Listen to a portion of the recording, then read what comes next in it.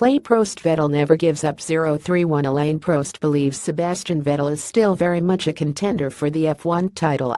031 SEPANG, Malaysia. Ferrari continued to hold the edge over Red Bull and Mercedes ahead of qualifying for the Malaysian Grand Prix after Kimi Raikkonen and Sebastian Vettel topped the timesheets in final practice. Although Raikkonen's fastest lap was 0.6 seconds slower than Vettel's best effort on Friday, it was still enough to hold a 0.211-second margin over the closest non-Ferrari rival, which was once again Daniel Ricciardo's Red Bull.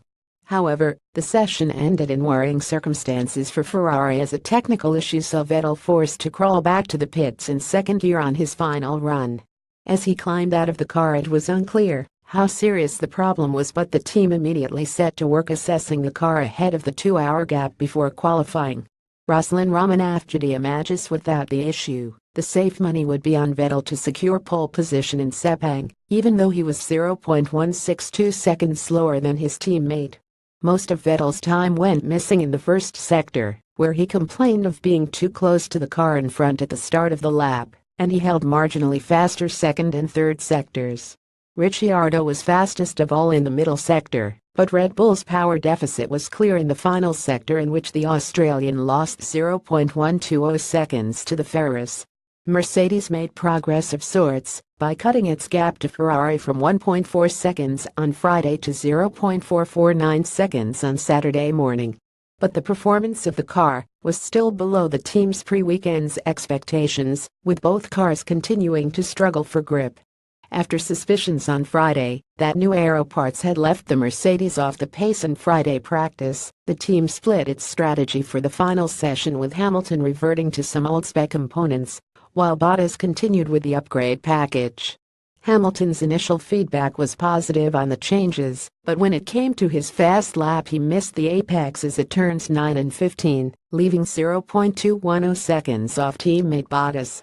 There is undoubtedly more time to find for the championship later, but whether he can unlock in time for the final session of qualifying remains to be seen.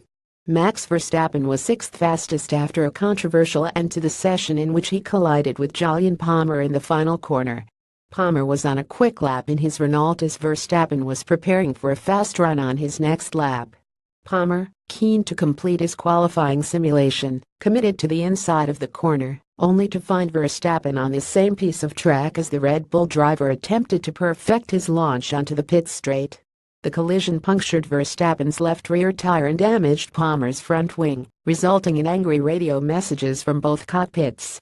It will be investigated by the stewards ahead of qualifying. Sergio Perez was seventh fastest for Force India ahead of Felipe Massa in the Williams and teammate Esteban Ocon. The McLarens were next up in 10th and 11th, with Stoffel Vandoorne ahead of Fernando Alonso, who spun on his fast lap at the final corner. Lance Stroll was 12th fastest in the lowest-placed Mercedes-powered car ahead of Kevin Magnussen, whose Haas struggled with power unit-related issues on two separate occasions in the session. Nico Hülkenberg was the highest-placed Renault driver and 14th ahead of the two Toro Rossos and teammate Palmer.